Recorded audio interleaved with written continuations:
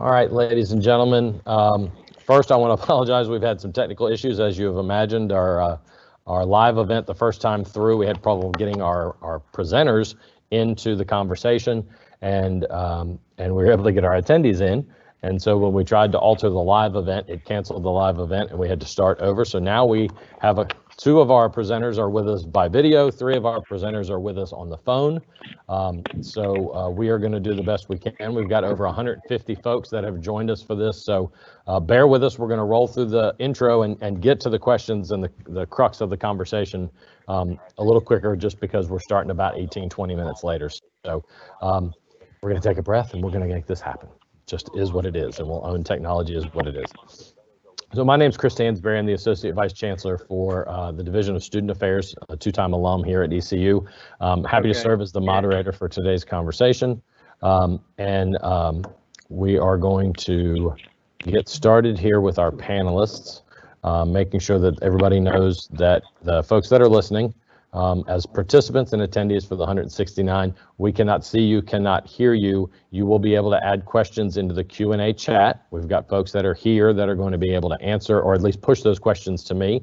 Keep in mind, we will not be able to get to everybody's questions. We have some that were submitted by our students already in advance of this program, and we've got some of those plus some questions that we're going to ask to our panelists. Our program is called Driving Out Darkness, Breaking Down Barriers. This is kind of the second of a summer series. We have not, typically we like to do these Cupola Conversations in person for obvious reasons at this point on the technology side, but we're going to do as best we can to get through this.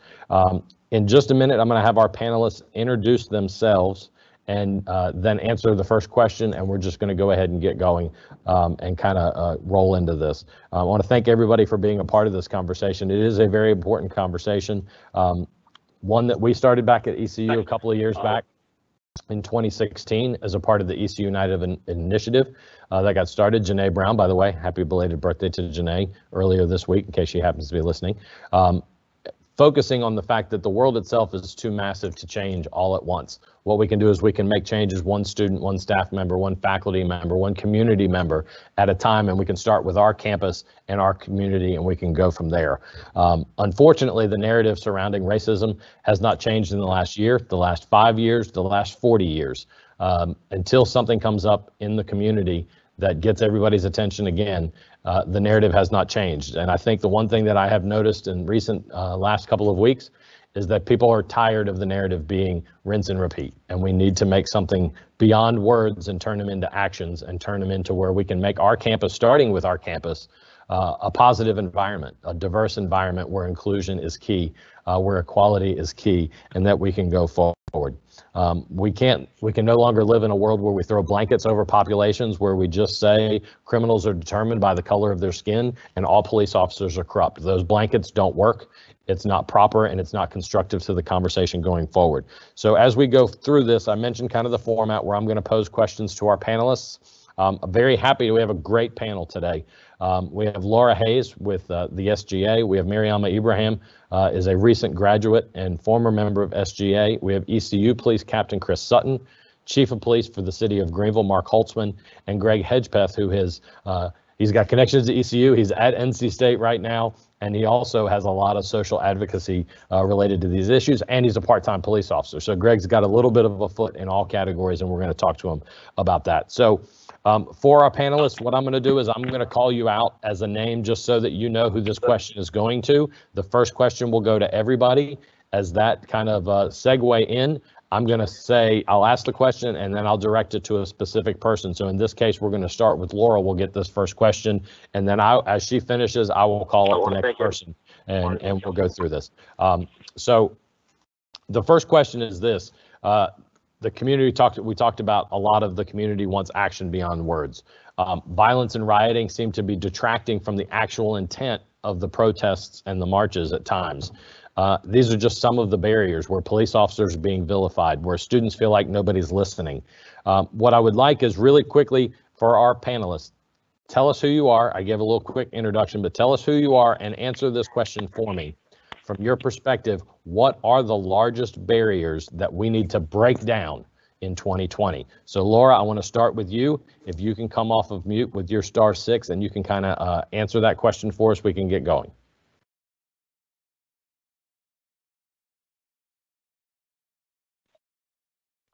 My name is Laura Hayes, and I just want to start by saying thank you all so much for having me today. I'm sitting amongst a bunch of fantastic people on this panel today. So for a little bit more about me, I am currently an ECU student. I will be graduating in 2021. I am the student body vice president, and I'm also a member of the Greek community. And as far as barriers go, I would say the first one that really comes to mind would definitely be that as a human population, we need to work on seeing human beings for not for their color rather than, you know, how they are. So I think it's really important that we, you know, get rid of assumptions and really focus on building personal relationships and move forward in a positive direction. And I also want to say that another barrier may be that law enforcement and the communities that they serve aren't connected like they should be. So maybe we can find more solutions to connect and get rid of those barriers that we see amongst law enforcement and the community. Thank you very much, Laura. I appreciate that. Next, Mariama, if you would introduce yourself and kind of briefly talk about a couple of the barriers that you see that we face as a recent grad and now somebody who's out in the world.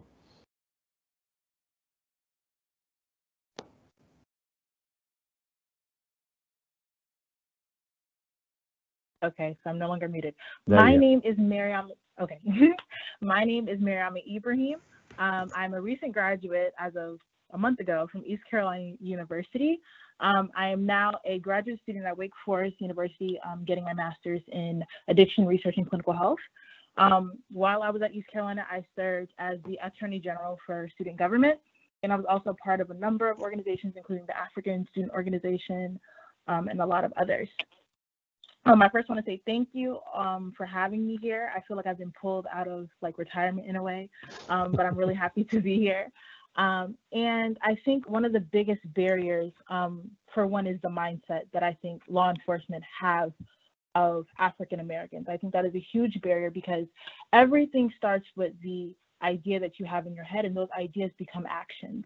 And I think that the education of law enforcement on the African community and having more law enforcement that are a reflection of that community would help as well. And I think another barrier that we're seeing often is that a lot of police officers are not really trying to de-escalate the situation. It's just an automatic run for force. And I think that's one thing that we really, as a community, we should try and strive for, is probably the de-escalation of situations before such force is added as well. So that's those are two barriers that I see. Thank you. Thank you very much. Transition here. Captain Sutton, for you, again, brief introduction, if you would, and then kind of touch on the barrier that you see from a law enforcement perspective, especially too, as you're hearing from our students about that. I think you're on mute, Captain. There you go. That better? That's it. So I'm Chris Sutton. I'm captain here at ECU. I'm in my 20th year at East Carolina, and it's been a very rewarding experience to work with students and to be able to see them as they come in as freshmen and grow into the adults that they are when they leave and they go out to do great things in the world. I believe that some of the barriers that we're facing and ways to eliminate is obviously our perceptions, and the way to maybe control that is to listen to the voices instead of just the perceptions that you have. Control your implicit bias, and then at the end of the day, kindness counts, and chaos and violence only creates additional barriers. And when you are kind and you're caring, and the individuals that you're working with and you're dealing with, you're trying to engage, they see that and they feel that, and that authenticity is something that you can't hide, and it makes it easier to be able to have difficult conversations and valuable dialogue that is really what we need right now to be able to move forward. Thank you, Captain. I appreciate that. Chief Holtzman, if you would, quick introduction and from your perspective would be wonderful. Thank you. Can you hear me? Yes, sir. All right. Thank you for having me on. This is Chief Mark Holtzman with the Greenville Police Department. I was really excited to get the invite to participate in this event tonight, and I wish I could see everybody and they could see me at this point. So we're just going to have to make do.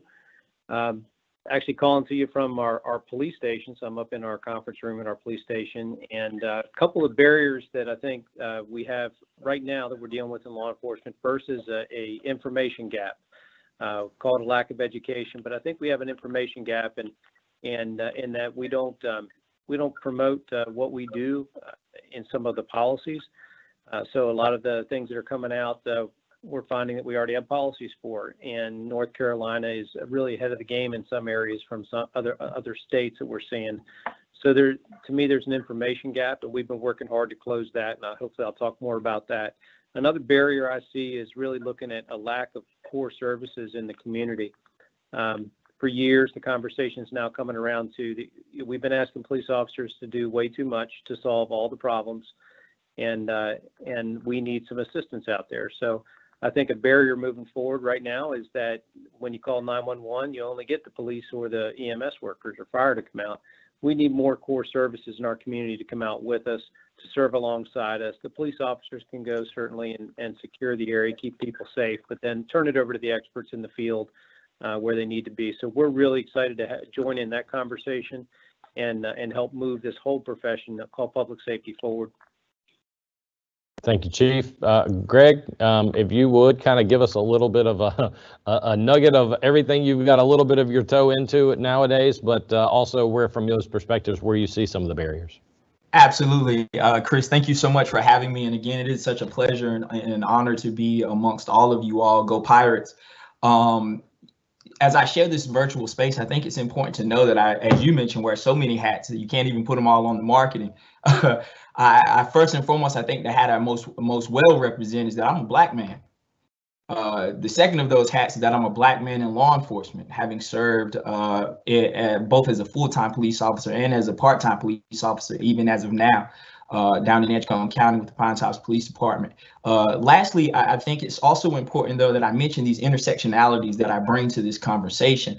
Working at a predominantly white institution, and serving in a space that engages in public policy, right?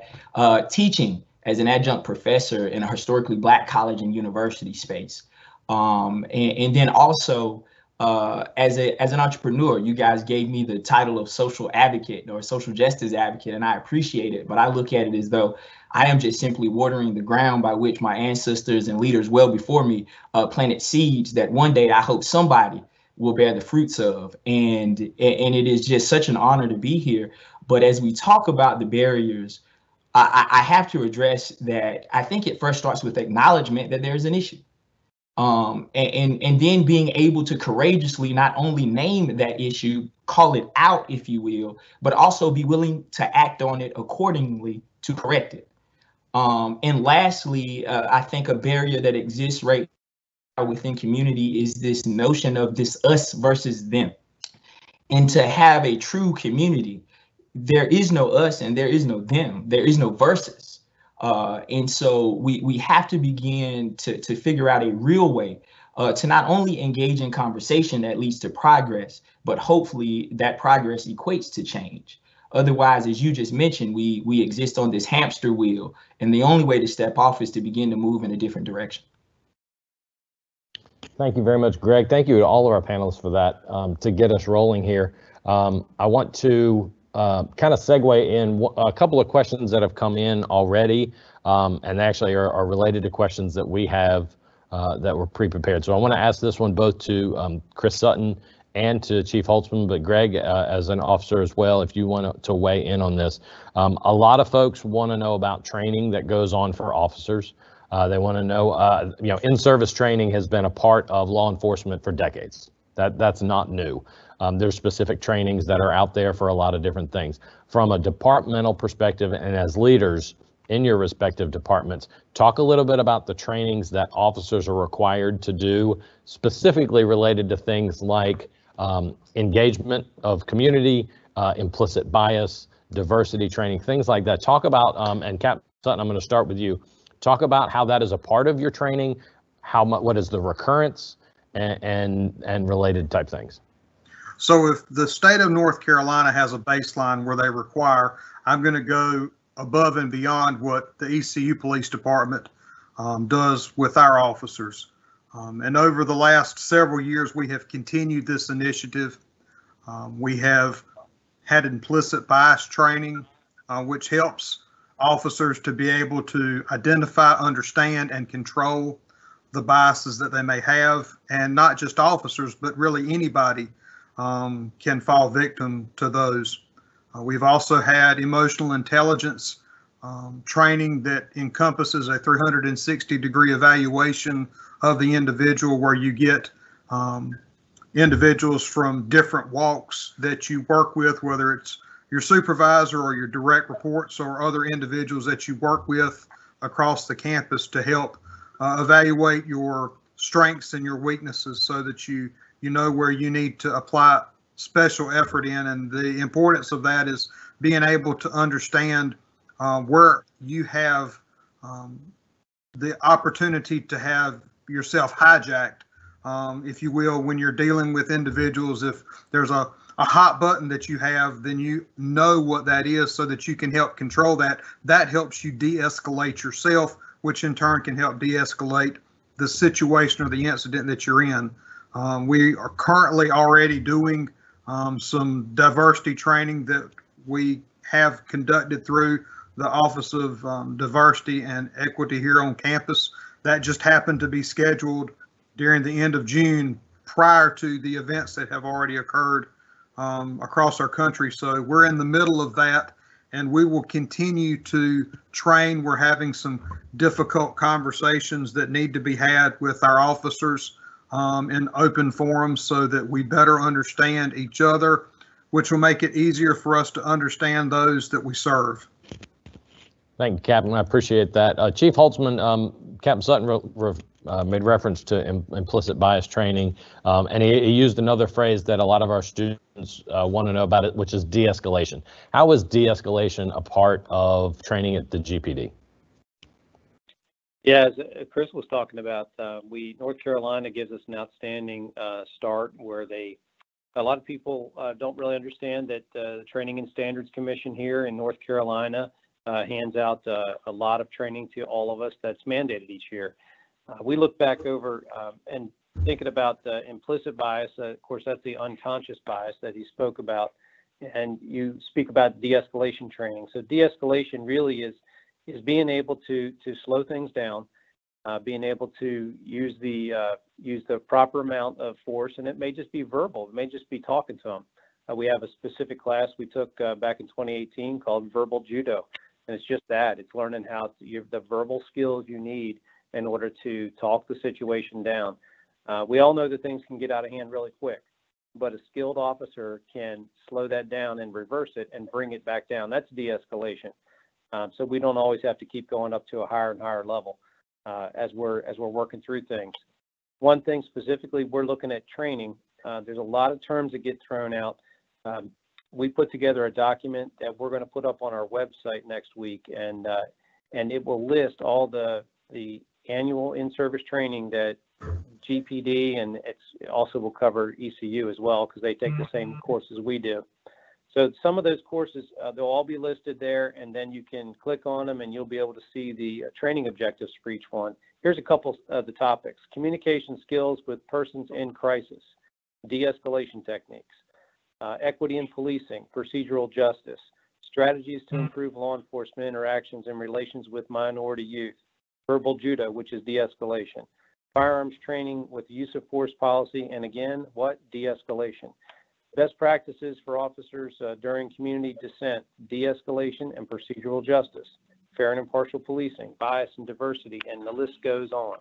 So they're getting it, the officers are getting it, and I'm going to tell you, I'm going to just offer up this in case we run out of time here today. Where do we need to improve? We actually need to improve in all those things I just mentioned. In what way? We need, especially the bias-based policing and the de-escalation, those two types of training scenarios need to become world-class for these police officers. It can't just be a lesson plan somebody hands down to you from a study done by a university. It needs to be world-class bias-based police training for these officers that's scenario-based, and the same goes for de-escalation. Our officers, all officers, need to be in real-world training scenarios. You've seen maybe some of these decision-making things where it's shoot, don't shoot, use your taser, don't use your taser, and those stand up on your feet, real-world training scenarios. These are the two topics that are of national importance right now, and I believe they are. And it's time for us as a nation to step up and provide some world-class curriculums, training, and facilities for these officers so we can get them where they need to be. Thank you, Chief. Thank you, Captain Sutton. Greg, I want to come your way, but I want to change the question just a little bit. And then Laura and Mariam, I'm going to come from a different perspective of students, but also for Mariam, a recent student. Greg, for your perspective, you're on a college campus, you get to interact with students.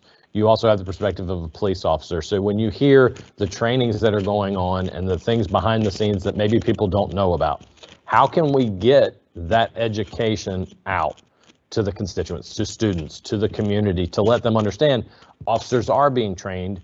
And then you hear Chief Holtzman saying we need to do better.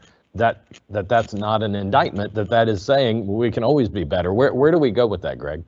Absolutely. That's a great question, Chris. And I ditto all of what has been said thus far by Captain Sutton and Chief Holtzman. And one of the things that I think is so important as we begin to think about all of these trainings, right, is that it starts with a coalition of the willing, right? We utilize the word mandate and we say, okay, well, got to do it. Yeah, but going through the motions of anything is going through the motions of it. And again, I go back to my very first barrier is first we've got to acknowledge and make sure that we're courageously calling out that there may be some problems, right, as it relates to the training and or those that are taking the training. And then once we've began to kind of further understand, and I promise you I'll get to your question, that as we begin to go through these trainings, that it's not just simply for the purposes of training, right? I'll never forget my very first day on in the academy. It was told to me that the weapons that were God-given are going to always be better than any that were departmentalized, right? And what they meant by that was my ability to use this brain, this mouth to communicate, and this will and this heart to understand, right, is going to be so much more important than any tool that I could put on a belt or any training that I could receive in a book.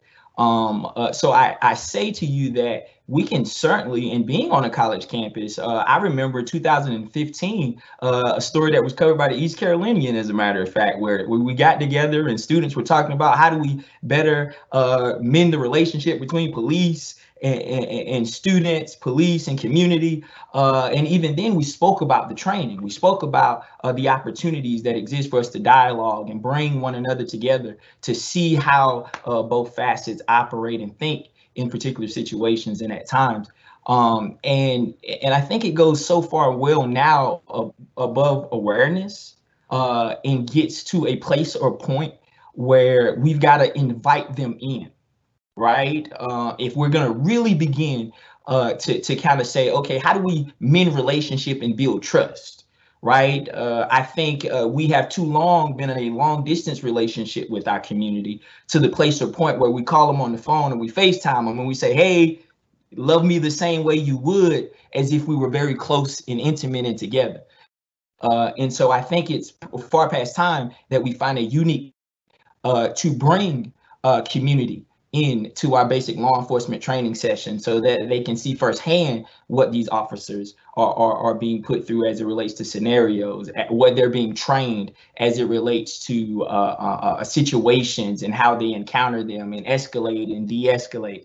And then I also think that from a perspective of law enforcement, we have to be willing and open, if you will, to think about how uniquely we position ourselves to police differently, and especially in today's time that it is being highly demanded and shouted from every street.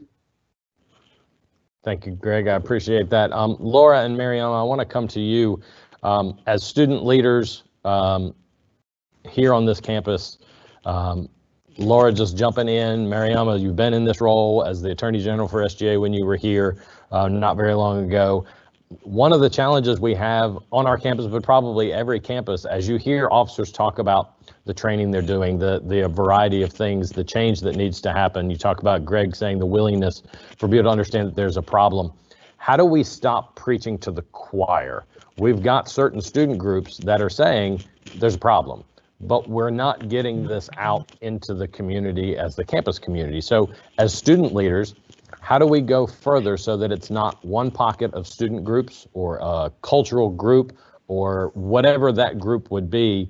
Mary, I'm going to start with you on that. Where do we go so that we can make this conversation more broad and understand that people, it's okay that this is going to be an uncomfortable conversation? I think the first step is realizing that talking about race should not be an uncomfortable situation. And I think for those that are uncomfortable about it, it's maybe they feel guilty or they feel, sad about, what has happened. I think first, a lot of universities see us, because I am an African American female. I believe that a lot of universities see us, but they don't hear us. I think the first step, or one of the first steps, should be that the minority, the amount of faculty that are working at the university should reflect the population of students. I think that is a huge demand or a huge effort that should be put forth, because a lot of students would feel more heard, would feel more encouraged to even, take part in certain organizations and so forth. I think that we should be incorporating more race-related conversations into our education or into our classes and things of that nature, because unless a lot of students go to or take specific courses in diversity or such, they won't be exposed to that. And I feel like, for example, what my fellow minority leaders put out in a letter a couple of weeks ago was that we should incorporate that into our Health 1000 class, because at the end of the day, some of this is mental health related as well. And so I think that just the university really hearing us and really listening to our demands and taking that into consideration when a new chancellor is being hired or when new faculty members are joining, I think that would make all the difference. And that is that can seem like a very small step, but that is a huge, how would I phrase it, factor or of importance to many students. And I think it's very beneficial as well. So that's one. Thank you. Yeah, thank you very much for that. Laura, I want to ask you, as a current SGA vice president, how can the SGA take a lead role in making some bridges to groups that they haven't in the past before and say, we don't want to work in isolation, we need to work as a collaborative? How do you see your role maybe in furthering this conversation?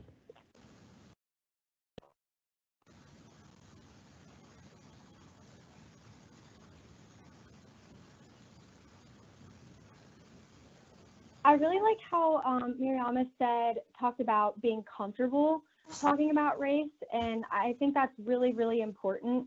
And going further to talk about SGA, I think one important thing that we need to do as an organization is make students comfortable being around law enforcement and engaging in programming that is going to allow them to communicate freely and have those Q&As and trainings and things like that to keep people engaged. And then I also want to say we recently put out a letter as student government. It was sent out a couple days ago, and that's where we really talked about how, we have no tolerance for racism and how it is completely unacceptable. But yeah, as far as SGA goes, I think if we can get groups to collaborate and make students feel comfortable with law enforcement, that would make a world of difference in the ECU community. Thank you, Laura. Appreciate that. Captain Sutton, one of the things that I've heard here is that there's an interest in being connected more with law enforcement. We had one question from staff that came in and faculty that say, how can we bridge the gap with law enforcement and understand more of what's going on? So when you hear that, what does that mean to you? How can you accept the offer that students want to know more, that they want to be more involved, they want to be more engaged and actually have a relationship that's not adversarial with law enforcement? So we're on a college campus where we're concentrating on higher education and better developing our students to be productive and to be able to grow. So perhaps maybe a way to connect students with law enforcement is to have a day across campus where you devote one of your curriculum days to a day where law enforcement comes in and we have dialogue and conversation so that we understand and we hear from the students.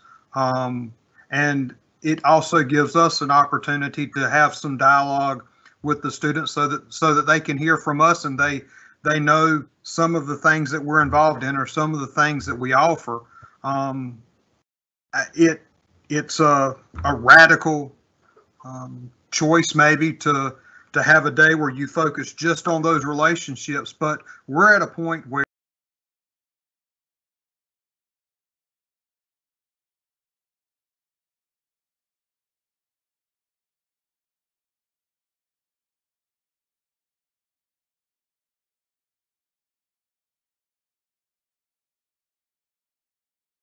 actively embrace it and fix it is to go after it. Thank you, Captain. I'm going to come right back to you with a follow-up, but I want to go to Chief Holtzman for this one first. For both Captain Sutton and Chief Holtzman, one of the questions, actually it's come up multiple times, is whether I'm on campus or whether I'm out in the community or whatever it would be, if I am a student and I have had a negative interaction, I'm not even going to define what that is, but I've had a negative interaction with an officer or officers, and I feel the need to share that, and I need to report that. What are the best ways to share, first with Chief Holtzman in Greenville, but then Captain Sutton? How do people report information where they've had negative interactions with officers? Yeah, thank you. This is Chief Holtzman. So a couple of ways you can reach out to us. One's right off our website. We have some links there on reporting a complaint or concern.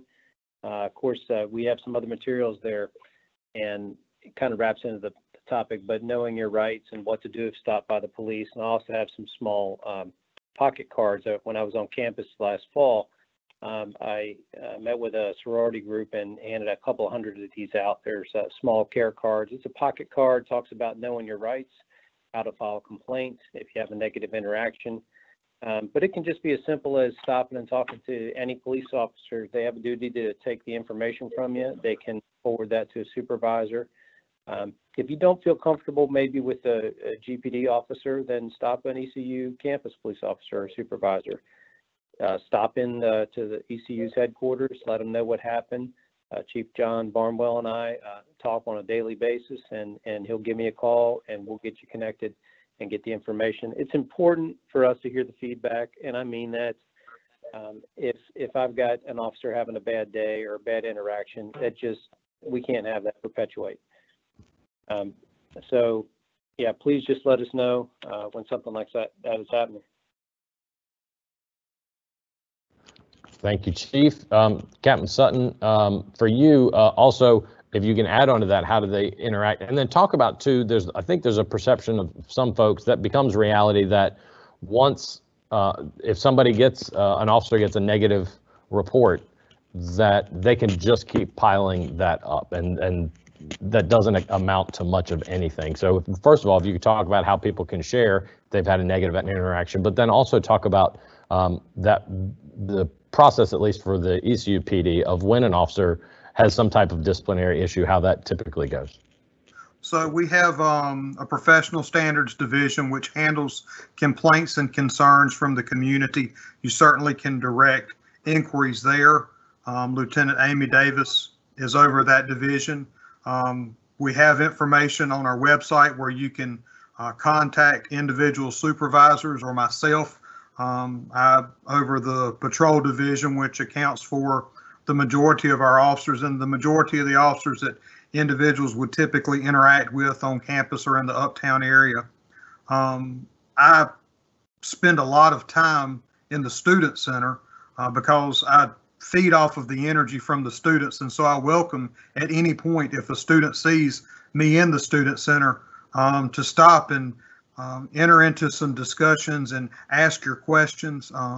It's very important to understand where your mind is so that we can turn our hearts in the directions where your mind is at. So the easiest way to find out is to just ask. We get a lot of inquiries sometimes over social media, and we try to be very responsive over our social media platforms when we do get questions. So there's another avenue for connection. As far as when officers receive complaints or there's disciplinary action that they go through, we have an early warning system, which basically is a set of detectors, so that if you receive a complaint from a citizen, if you have a use of force issue where you just have to use force, if you have a disciplinary action that you go through, these are things that are tracked and that we have dialogue and constructive feedback with that officer. We identify training elements for them, and if it becomes necessary, where the contributing factors are such where we have to take stringent disciplinary action to include termination, then that's what we do, because we have to be committed to getting it right. Our students and the families that send them here, they have every right to demand the highest level of service that we can give them, and that's what we've got to be committed to do. Thank you, Captain. Greg, did you want to jump in there real quick on a comment? I did, and I echo and ditto everything that's been said thus far. One of the things that I certainly wanted to make sure I had a chance to kind of wave my hand or wave at is this notion of how do we begin to mend the relationship or begin to have, I think the question was, how can staff and faculty and students begin to kind of have a further or deeper relationship with community and police? And one of the things that I noted was, I find myself always uniquely sitting in a space where I am in both community and police. I mentioned the 2015 into the piece where I was on the campus of East Carolina University and serving as the African American Male Mentoring Program chair, but yet also wearing the hat of a police officer. I fast forward in the Philando Castiles and chairing the Urban Male Initiatives, and yet still wearing the hat of a police officer. And even to this day, wearing the hat of a police officer and existing on both historically Black colleges and campuses and predominantly white institution campus. And one of the things that I think is so important is that the police we have to see ourselves as an intricate part of that community and not just being there to simply protect and police it. And what I mean by that is that, where in the archives of the mentoring programs and the initiatives that exist on the campus are those opportunities that exist for the law enforcement officers to engage and be involved in that space.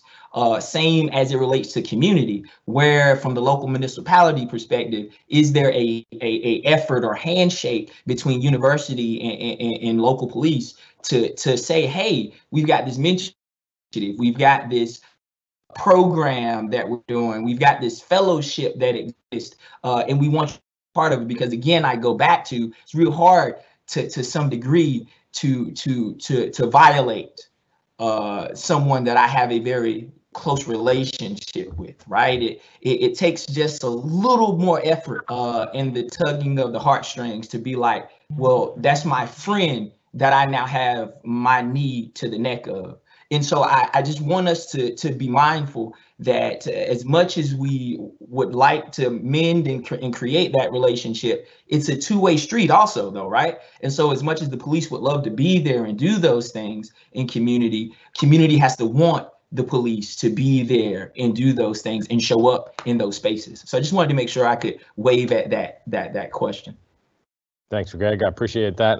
So I would be remiss if I did not go into an area where a lot of students have concerns. So I want to ask this to Captain Sutton and Chief Holtzman. I'll start with Chief Holtzman, but I also want to, from Mariama, as somebody who was in a leadership role as a student, to share what you heard as a student leader. But I want to transition a little bit to the uptown nightlife and the interactions. A lot there is where students have interactions with law enforcement, and that tends to be where they base any impression that they would have based off of those interactions that they would have on an evening night or a weekend night, whatever that might be.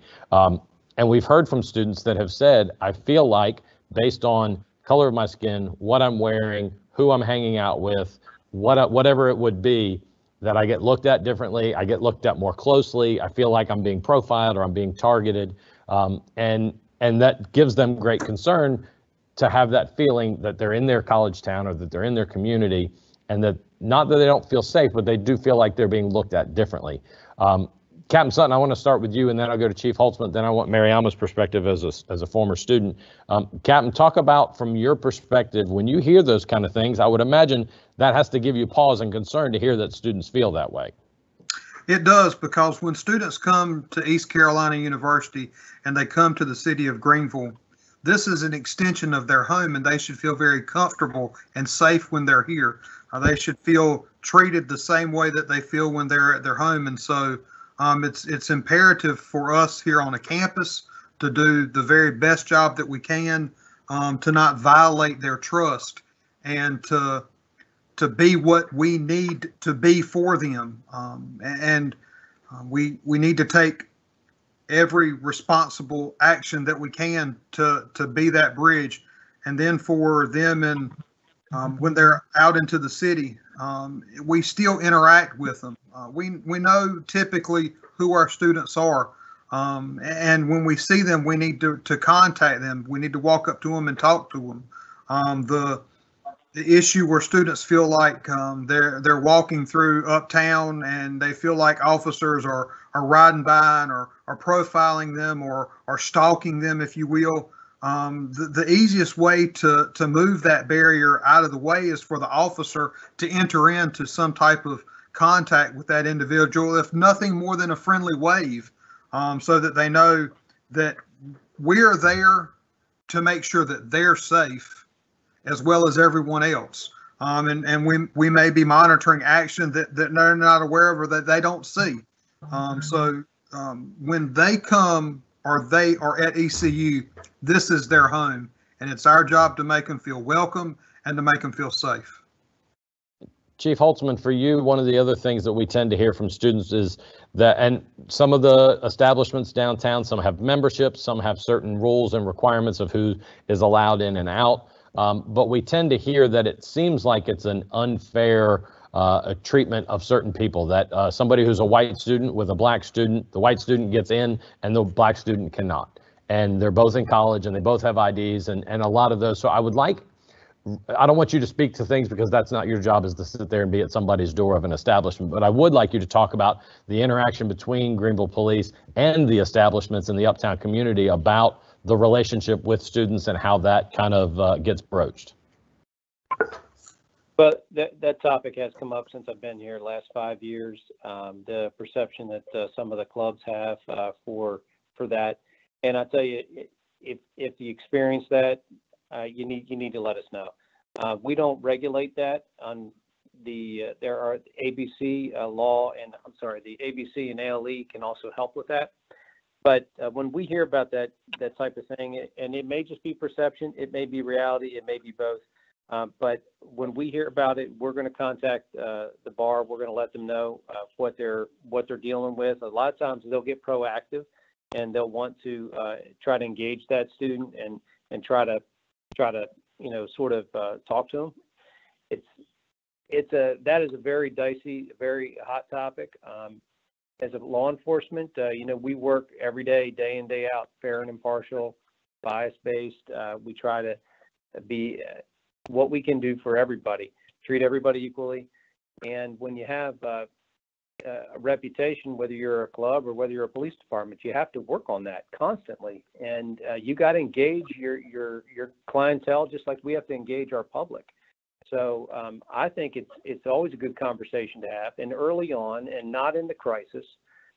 If as the students come back to school and they want to have, that's a great time to sit down with some of these bar and club owners and say, hey, it's a new school year. Can we talk about this issue right up front? Just to have a one-on-one conversation with them, just between the student groups and the bar owners. They're looking at you as your clientele, and I think it's a good, honest conversation to have between the groups. I do think they're open to hearing from you. I do think they're open to sitting down and talking on that issue, and that is one that's an action item for me. If I was a student coming back and in charge of an organization, I would immediately reach out through the university, try to set up a meeting with the bar owners right at the beginning of the school year, and let's get this issue settled and let's move forward. You know, downtown's for everyone, and we need to have that reputation. We need to have that tagline, downtown's for everyone. As Captain Sutton talked about, the getting everybody home is our first priority. Safety around violent crime, assaults, sex assaults, safe rides home. We know what happened down in South Carolina. Everything, we have to be looking out for each other. We as GPD, we are talking constantly with ECU PD about how we can get everybody home as safe as we can. If you're having trouble, if you drank too much, if somebody gave you something you're not sure of, you know, when you see a blue shirt down there, I want you to run to it. I want you to say, I need some help. And that's what we live for those days. That's what we're here for. All right. We want to get you that help and get you in that right place. I don't want to see, you know, these reports come through at the end of the day and you just wish we could have done more. So that's our priority. You're our priority, and downtown's for everyone. So that would be an action item for me for the students coming back. Thank you, Chief. I appreciate that. Now, Mariam, I want to come to you and then Laura. So if as kind of briefly, because we are running a little long on this because of our late start. Mariam, as somebody who graduated and got to talk to the students and the student body, the issues that I brought up, and then when you heard from what Captain Sutton and Chief Holtzman had to say, that's an action item for them. As somebody who is a former student leader, how does that make you feel? I wish that it was downtown was for everyone. I wish I could say that, or that I wish that I could perceive downtown being for everyone. But just from what I've seen, the key, the same narrative is the mindset. The mindset of everyone, of all the players that are involved, needs to be taken into consideration. The mindset of the police officers and the mindset of the bar owners or the club owners.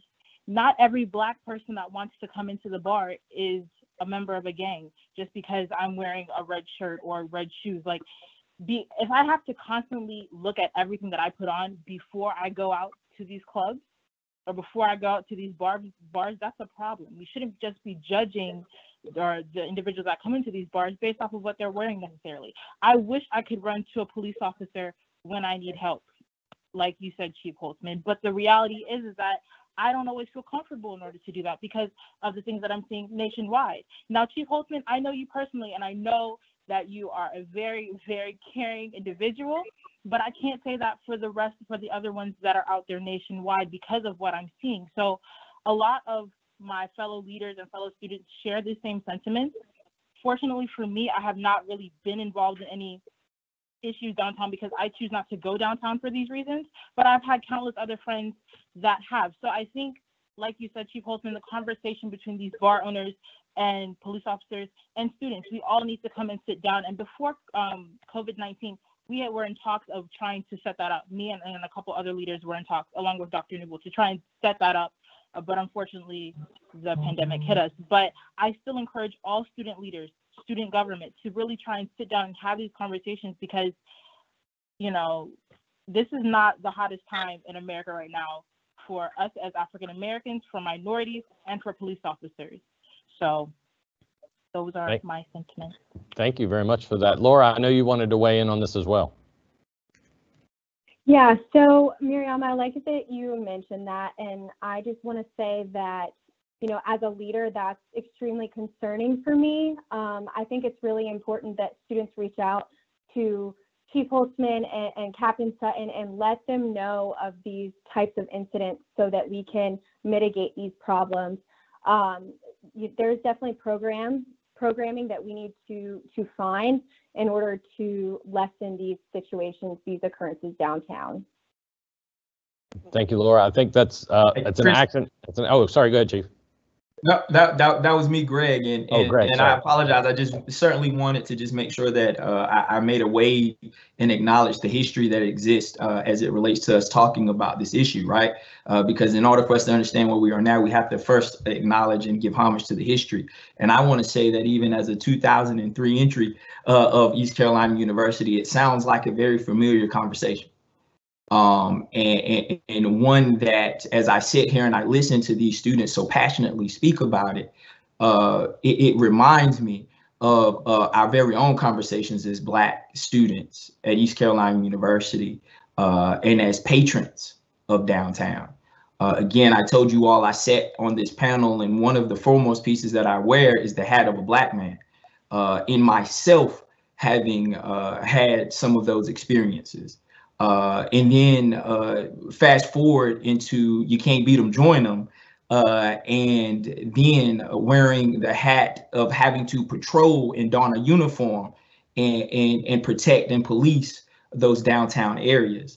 And when we think historically of from the burning of the dynasty across the river to the closing of the Phoenix, that was considered the trouble spot.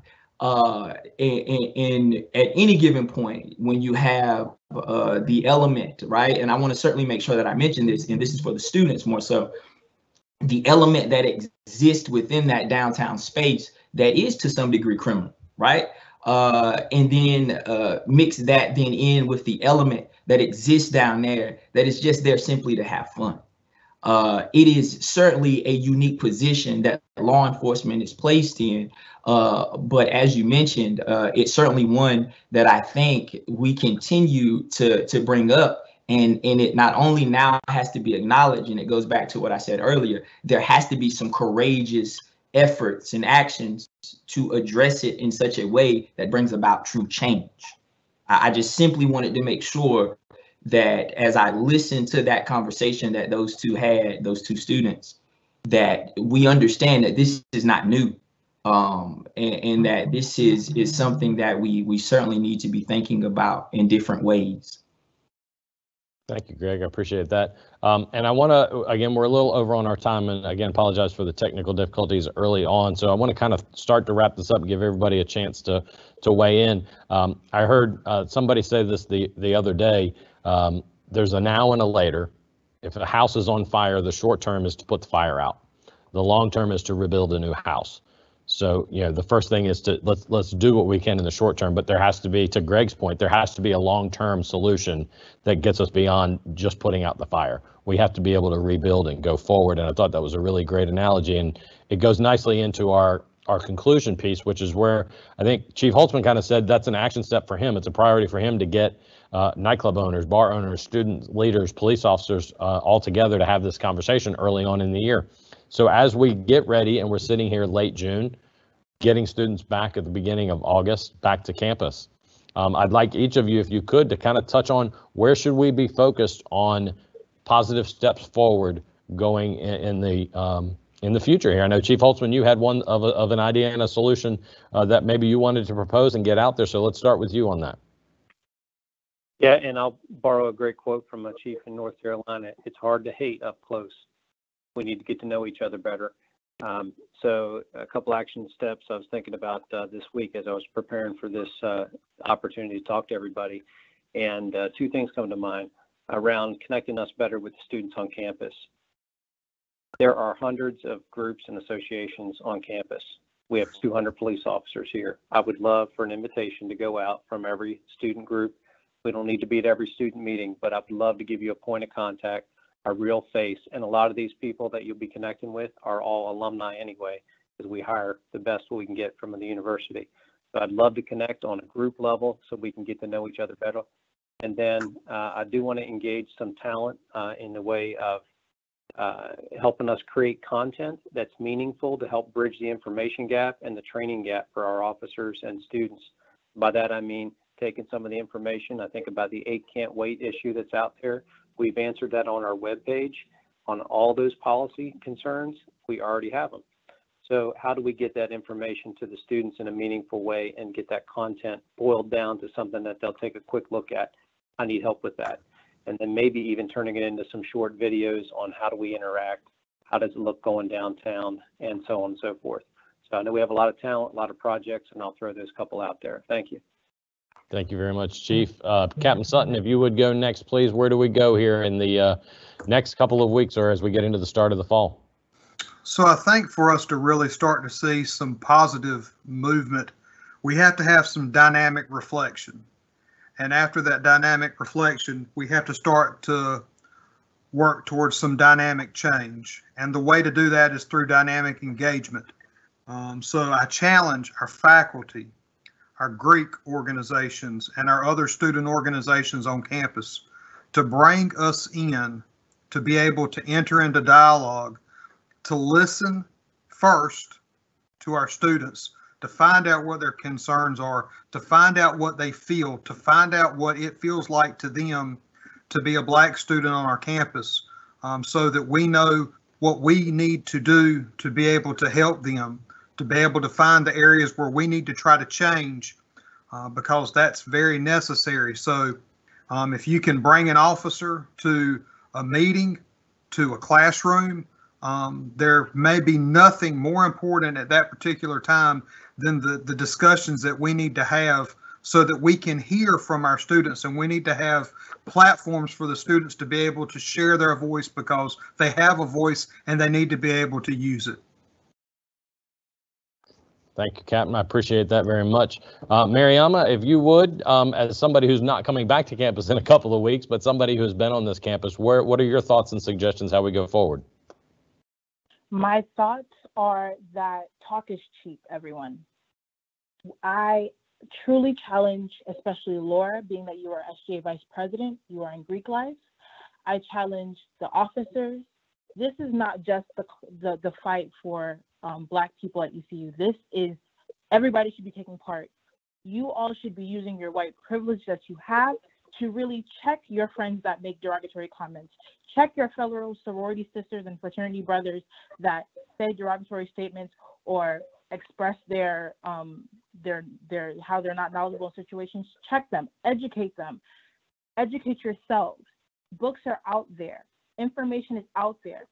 This is the year of 2020. We should not still be properly educating individuals about what Juneteenth is. We should not be educating people about what slavery is. We should not be educating people about what police brutality is. Like I said, this is the year 2020. I hope that we really do take action here at East Carolina University. The statements that the university puts out is wonderful, but where is the reflection in our faculty members? Where are the reflections in the opportunities that certain students do or do not have? So like I said before, at the beginning, it begins with the mindset first. We all need to change our mindset and open our minds and physically make the change that we want to see. I, for one, if you ever need me, I'm just a phone call away. I don't mind driving up to Greenville from Winston-Salem and taking part or helping in any way that I can, because at the end of the day, this is my alma mater and I really do care for this school. But like I said, we all need to do the change we want to see, and we all need to use the various privileges that we have to educate others. Thank you. Thank you very much. Well said. Laura, to you, please. Yeah, I just want to respond to that by saying the entire Greenville and ECU community needs to accept that challenge, and you are absolutely right. I think dynamic engagement, something that was brought up earlier, is going to be important in developing and changing over time. I think we need to get the ball rolling on organizations all across campus, reaching out to get that discussion moving. You are absolutely right. Talk is cheap. We need to start acting. Thank you, Laura. Greg, give you the parting word here to finish off at least the closing comments. Absolutely, and I promise you I won't be long-winded, but I'll share a quote from James Baldwin that says, "Not everything that is faced can be changed, but nothing can be changed until it's faced." And you all have heard me say on several occasions that it starts with us being not only courageous and willing to have the conversation, but also being willing to take the action steps necessary to correct whatever is pointed out and placed on the table. And so as we, as East Carolinians, begin to think about all of the conversation that has happened here today as pirates, I'm one hopeful. One, because we've been courageous enough to have the conversation, but two, because of the passion and commitment that I'm hearing in the voices of those that are not only on the line, but hopefully are listening to this conversation. And it is important, though, that as we begin to do that, that I go back to what I said in the very beginning, the us versus them mentality has got to stop. right? And when I say the us versus them, it's white and black, it's blue and community, it's whatever you want to call it.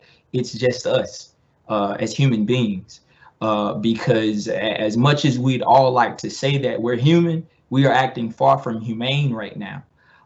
In that the moment that we begin to understand as officers that everybody just wants to be treated equally, fair, and just. And as community, the moment that we can understand that the very thing that we're pointing the finger at our officers regarding as it relates to lumping everybody in the same pile is the very same thing that we ourselves are sometimes being accused of.